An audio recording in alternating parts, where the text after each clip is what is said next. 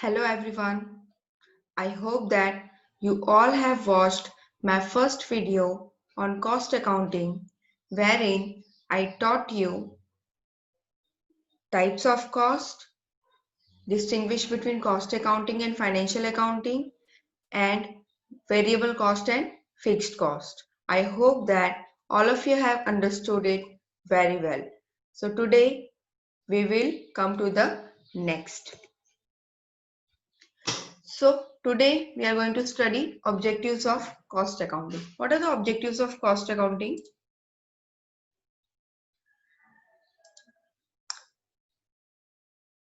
To determine per unit cost of various goods produced by the business. What did it say? Per unit cost of various goods.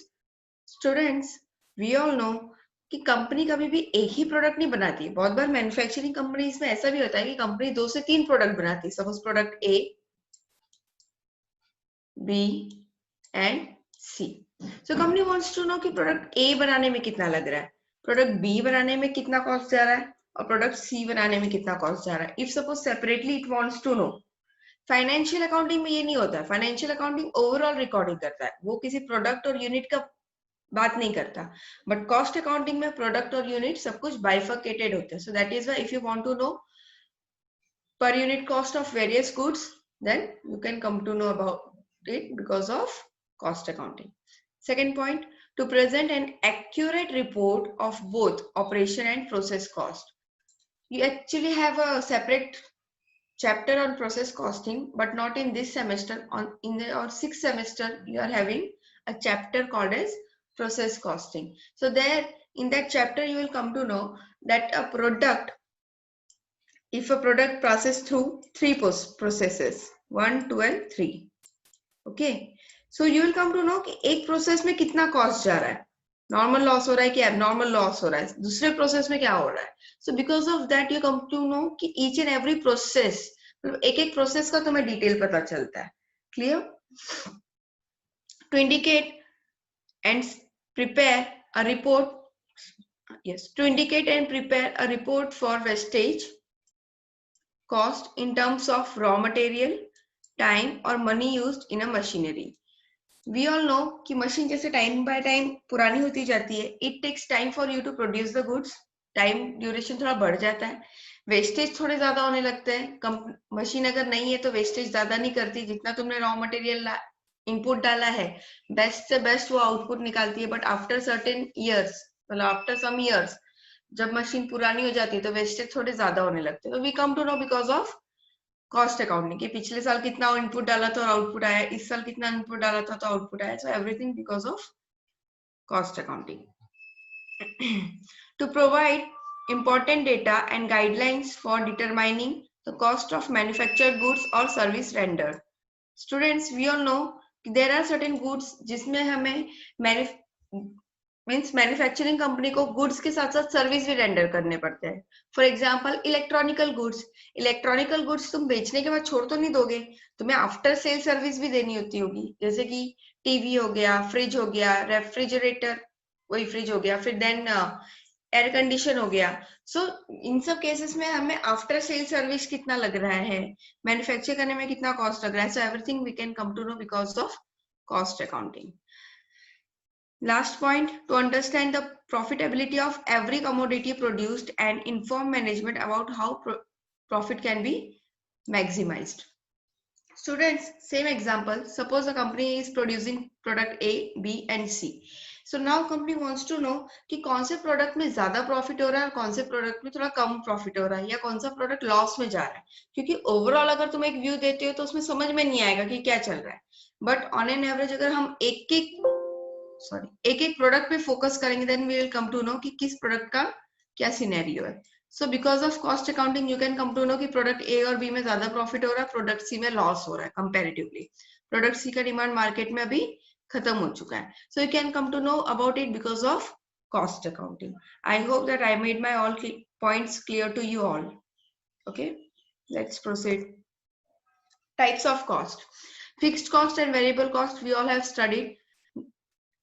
We all have studied it in our last lecture only. So what is a fixed cost? Fixed costs are the costs that don't vary depending on the level of production. Fixed cost को तुम्हारे level of production से कोई लेना देना नहीं है. Best example था classes का. बच्चे आ रहे नहीं आ रहे, I have to pay the rent, right. These are usually things like the mortgage, lease payment. Lease payment और मॉर्गेज के साथ साथ तुम ये भी याद रखो कि रेंट भी है ऑन बिल्डिंग और a piece of equipment that is depreciated. Depreciation भी फिक्स होता है. तुमने यूज किया नहीं किया doesn't matter. Suppose you have purchase a vehicle, right, and if suppose after 1 year you want to sell that vehicle, तुमने बहुत ही कम ड्राइव किया वो vehicle, हार्डली कुछ 2 से 3 बार ही ड्राइव किया, and after that you didn't drive it because of any reason, so तुमने उस vehicle को सेकंड हैंड पे बेचने के लिए ट्राई किया. तो तुम्हें क्या लगता है तुमने जितने में खरीदा उतने में मिले, उतने में ही बिकेगा वो? No, it will get depreciated by itself. तो सेम कंपनी के साथ में भी होता है कि कंपनी ने अगर कोई मशीन खरीद लिया तो उस मशीन को जब वो कंपनी बेचने जाती है तो उसका रेट अपने आप कम हो जाता है. तुमने कितना यूज किया कितना नहीं किया वो तो बात की बात है, बट उसका रेट डेफिनेटली कम होगा, डेप्रिशिएट होगा ही होगा. क्लियर? तो वो भी फिक्स होता है. Variable cost. Variable cost are cost tied to a company's level of production.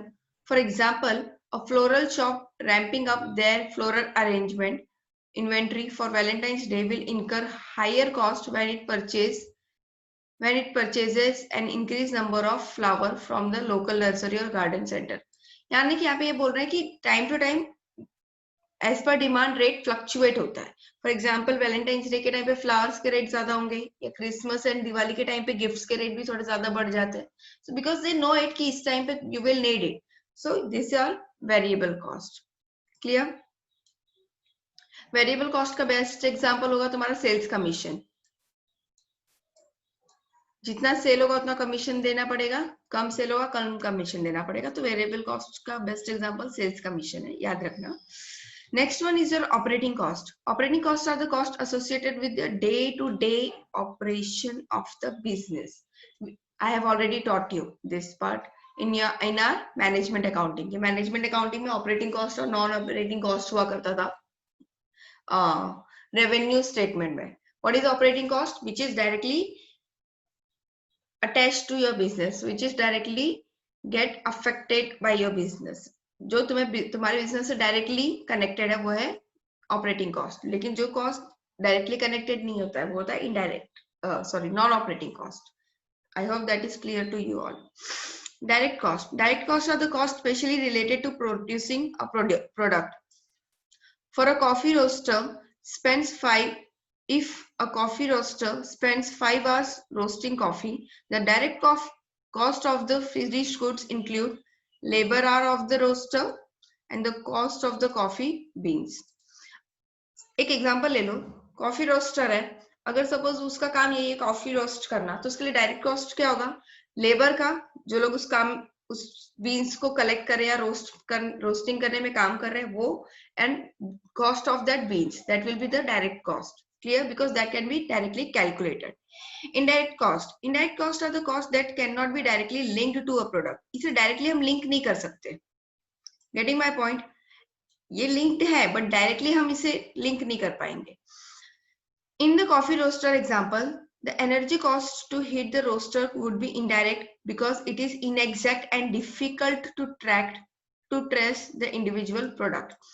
तो यानी कि अगर सपोज तुम लोग कॉफी रोस्टर का एग्जांपल ले लो, तो कॉफी रोस्ट करने में जो हीट और एनर्जी तुम्हारा गया, क्या तुम उसको कैलकुलेट कर सकते हो? तुम एक दिन में 5 आवर्स यूज कर रहे हो, तो पूरे मंथ में तुमने कितना यूज किया होगा? 150 आवर्स. क्लियर? तो तुम अब बैठ करके क्या ये सब चीजें कैलकुलेट करोगे कि किस में कितना कॉस्ट लगा? No, indirectly it is getting affected. Directly you can not calculate it. Getting my point? So here we will study the distinguish between direct cost and indirect cost. Some more examples we will learn. Direct cost includes manufacturing supplies, equipments, raw material, labor cost and other products. यानी कि यहाँ पर क्या हो रहा है? यहाँ पर प्रोडक्ट के बारे में तुम बात कर सकते हो. सपोज अ मैन्युफैक्चरर में apply raw material for product A, product B के लिए तुम दूसरा मैन्युफैक्चरर रखते होंगे.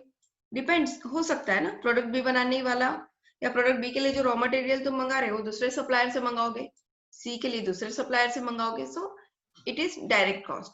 इक्विपमेंट भी अलग अलग हो सकता है, प्रोडक्ट ए बनाने का इक्विपमेंट अलग हो सकता है, बी का अलग हो सकता है, सी का अलग हो सकता है, तीनों का कॉमन भी हो सकता है, we don't know, but it is direct cost. Raw material, of course raw material is always different for each product. Sometimes it is common, but many a time it is different for each product. Labor cost, labour cost मतलब labour particularly एक product के लिए काम कर रहा है या दूसरे प्रोडक्ट के लिए काम कर रहा है या तीसरे प्रोडक्ट के लिए काम कर रहा है, that what you can calculate and you can allocate it. Clear? Other production cost, तो ये सारी चीजें तुम डायरेक्टली कैलकुलेट कर सकते हो कि किसी प्रोडक्ट को बनाने में कितना कॉस्ट जा रहा है, तो ये हो गया तुम्हारा डायरेक्ट कॉस्ट. इनडायरेक्ट कॉस्ट में आता है utilities, office supplies, office technology, marketing campaign, accounting payroll, employee benefit and perk programs, insurance cost. मतलब यहाँ पर क्या हो रहा है, ये जो भी चीजें ना ये सबके लिए है, ये किसी एक प्रोडक्ट से रिलेटेड नहीं है. Getting my point? जैसे कि फॉर एग्जाम्पल अगर तुम मार्केटिंग कैंपेन लगाते हो तो तुम प्रोडक्ट ए, बी और सी सबके लिए करोगे. तुम एडवर्टीजमेंट करोगे तो तीनों का करोगे ना, तुम एक का तो नहीं करोगे, बिकॉज तीनों ही प्रोडक्ट तुम्हारे हैं. सो ये कॉमन है, मार्केटिंग का जो भी खर्चा आएगा that will be common. Clear? Accounting and payroll, accountant भी जो रिकॉर्ड करेगा वो सबका रिकॉर्ड करेगा. वो ऐसा तो नहीं कि वो एक ही प्रोडक्ट का रिकॉर्ड करेगा, बोलेगा मैं दूसरे का नहीं करूंगा. It won't happen.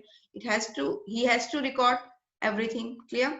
Employ benefit and perk program मतलब कि कुछ एक्स्ट्रा फ्रिंज बेनिफिट जो कि तुम अपने एम्प्लॉइज को देते हो, लाइक इंश्योरेंस और ट्रेवल अलाउंस और house rent allowance, like any other benefit. Clear? So such kind of benefit which you give to your employees, तो तुम तीनों ही डिपार्टमेंट के एम्प्लॉइज को दोगे. प्रोडक्ट ए के एम्प्लॉय को भी दोगे, बी के एम्प्लॉय को भी दोगे, सी के एम्प्लॉय को भी दोगे. ये भी कॉमन ही होगा, ये ओवरऑल एक कंपनी का लिया हुआ डिसीजन होगा. क्लियर? इंश्योरेंस कॉस्ट मतलब सपोज तुमने इस प्रोडक्ट का इंश्योरेंस ले लिया है तो तुम तीनों ही प्रोडक्ट का इंश्योरेंस लोगे. ऐसा तो नहीं है कि एक का लोगे दूसरे का नहीं लोगे. तो you have to take insurance of all the products. Plus तुम अगर एम्प्लॉइज का भी इंश्योरेंस लेते हो तो ओवरऑल हर एक एम्प्लॉय का लोगे. तो ये डायरेक्टली किसी प्रोडक्ट से रिलेटेड नहीं है, ये ओवरऑल इंपैक्ट डालता है. Clear? Examples of indirect cost, examples क्या हो सकते हैं? Accounting and legal expense. अगर किसी कंपनी में कोई अकाउंटेंट का पेमेंट है या कंपनी अपने हायर्ड लीगल एडवाइजर को जो पे करती है, तो ये ओवरऑल काम कर रहे हैं ये लोग. अकाउंटेंट भी ओवरऑल कंपनी का काम करता है, लीगल एडवाइजर भी ओवरऑल कंपनी के लिए काम करता है, वो किसी पर्टिकुलर प्रोडक्ट के लिए काम नहीं करता. एडमिन की सैलरी, एडमिन भी ओवरऑल प्रोडक्ट के लिए, ओवरऑल कंपनी के लिए काम करता है. Office expense, rent, security expense, telephone, utilities, यानी कि ये सारी चीजें जो कि कॉमन है फॉर ऑल. तो ये क्या हो जाते हैं? ये हो जाते हैं हमारे इनडायरेक्ट कॉस्ट. ये किसी पर्टिकुलर प्रोडक्ट को नहीं इम्पैक्ट डाल रहे, ये ओवरऑल कंपनी के काम में इम्पैक्ट डालते हैं. Clear? Rules. Oh yes, these rules I have already discussed with you in our last lecture, but once again I would like to repeat it so that you will get to know about it once again. Total variable cost change, whereas variable cost per unit does not change. इसका just opposite हो जाता है fixed cost में, मतलब इसका just opposite हो जाएगा ये. टोटल वेरिएबल कॉस्ट चेंज मतलब सपोज तुम्हें एक यूनिट बनाने में 10 रुपीज लगता है.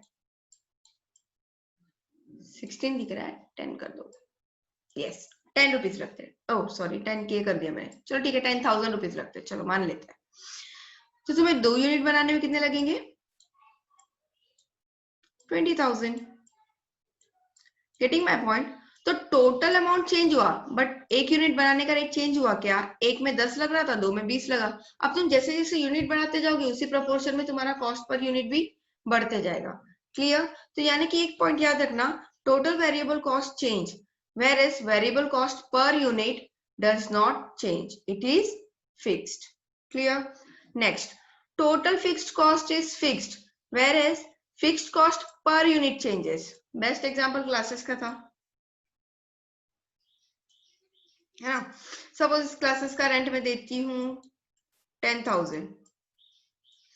इस मंथ में सिर्फ एक ही स्टूडेंट आया, तो एक स्टूडेंट के पीछे मुझे 10,000 का रेंट देना पड़ रहा है. सपोज नेक्स्ट मंथ 10 स्टूडेंट्स आ गए, अब 10 स्टूडेंट्स के लिए भी मुझे 10,000 ही देना पड़ेगा rent.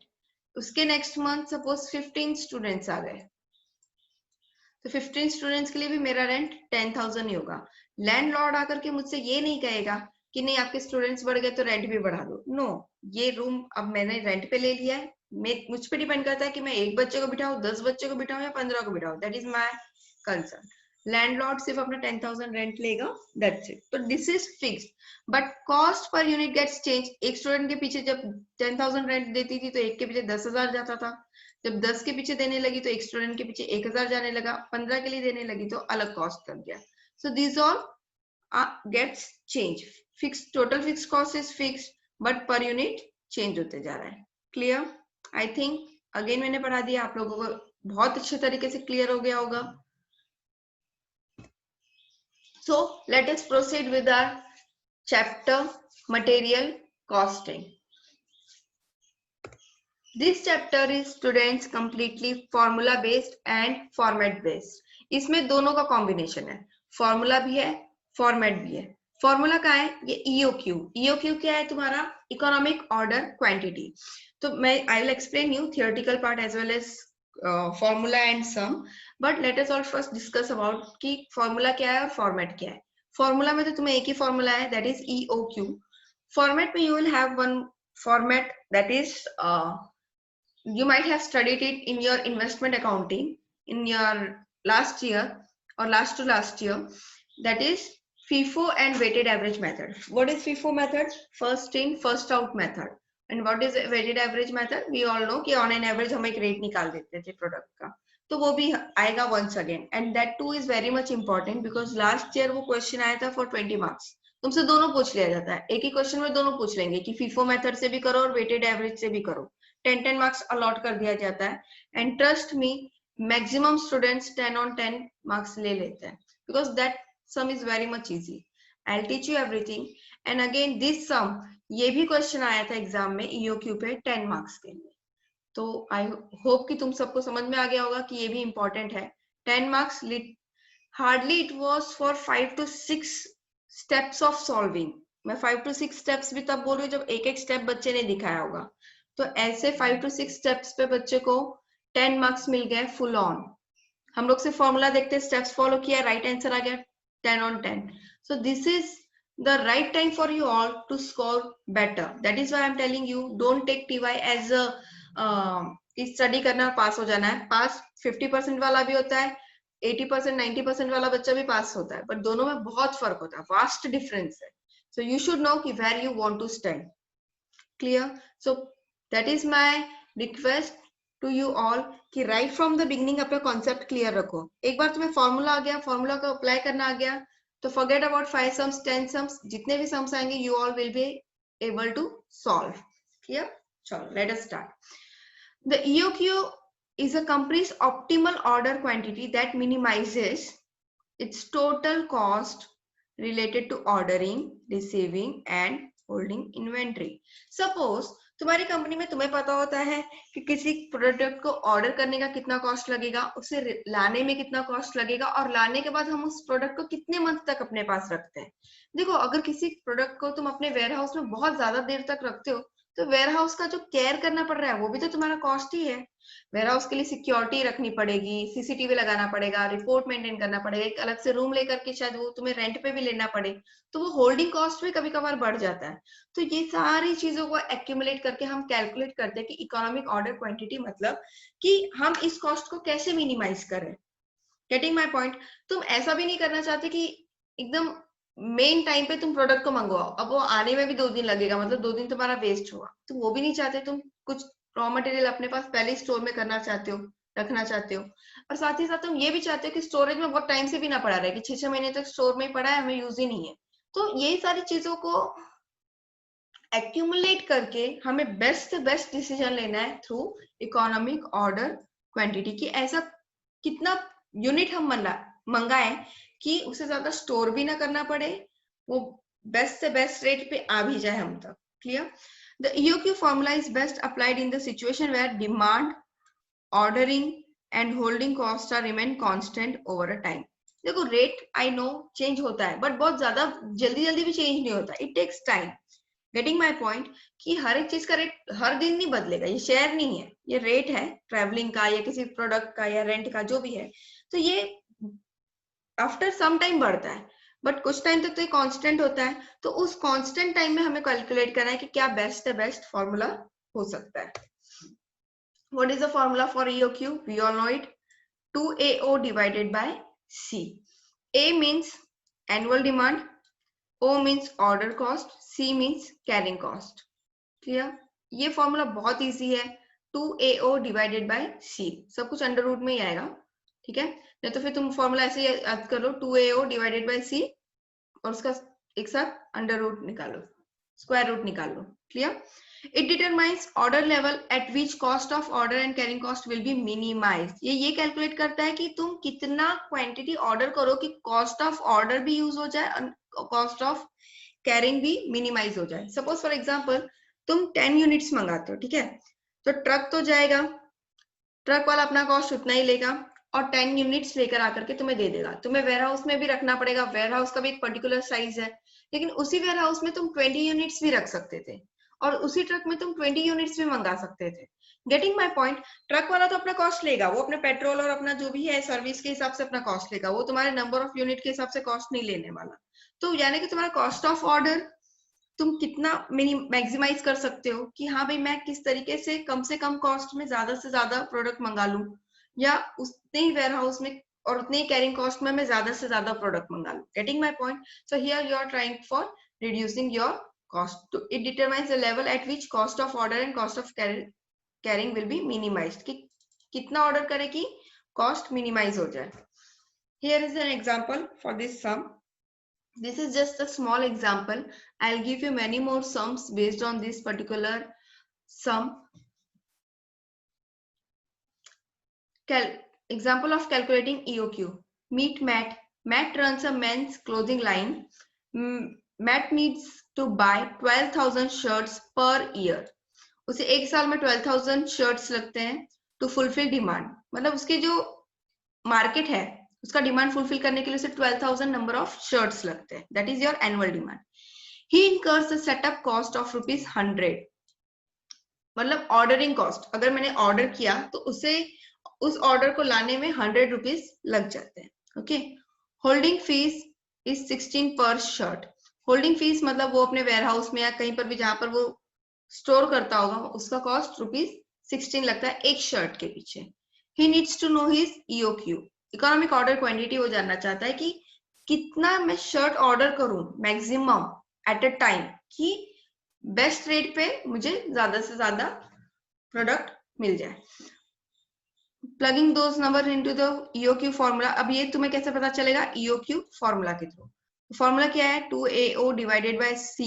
We all know A है 12,000, O है 100 एंड C है 16. कैरिंग कॉस्ट है 16. तो फॉर्मूला में अगर तुम इनपुट करोगे then you will get some amount of 2,16,000. उसे उसका अंडर रूट निकालोगे तो कुछ शायद पॉइंट में कुछ आ रहा है, राइट? इसका जो नंबर आ रहा है पॉइंट में आ रहा है, but units can never ever be in point. Amount हो सकता है बट यूनिट कभी नहीं हो सकता, क्योंकि अगर सपोज तुम्हें किसी को कोई यूनिट बेचना है, या तो तुम पूरा बेचोगे या तो तुम पूरा नहीं बेचोगे. तुम ऐसा तो नहीं आधा फाड़ के दे दोगे. तुम शर्ट का आधा फाड़ के दे दोगे कि नहीं इतना पॉइंट हुआ था sir. No, you can not. तो इसे राउंड ऑफ कर देते हैं. EOQ में हमेशा याद रखना, या यूनिट के केस में हमेशा याद रखना कि उसे राउंड ऑफ कर दो और साइड में लिख दो rounded up to the nearest whole unit, कि जिसके वो ज्यादा करीब है उसके हिसाब से हम उसे राउंड ऑफ कर देते हैं. Clear? I hope that today's lecture is clear to you all. कुछ टफ नहीं था. It was very much easy and very much easy to understand and grasp. मैं इसीलिए बहुत ज्यादा easy से start कर रही हूँ so that you all will get comfortable with the subject first. First you should get comfortable. आगे बढ़ते जाएंगे then I'll just we all will step up high definitely. Thank you. And if suppose any of you get any doubt and if you want me to repeat any point or any explanation, you can give comment on Google Classroom that ma'am ये topic again repeat कर दो, या ma'am ये sum में ये point क्या था. Anything you want. In our next lecture, first I'm going to discuss that part and then I'll continue with my lecture. But I don't think so कि आज के lecture में ऐसा कुछ होगा जो तुम्हें नहीं समझ में आया होगा. Of course, everything is very much easy. Okay. So please इसी तरीके से पढ़ते रहो, keep on your skills, keep on learning. Okay, study well. Thank you.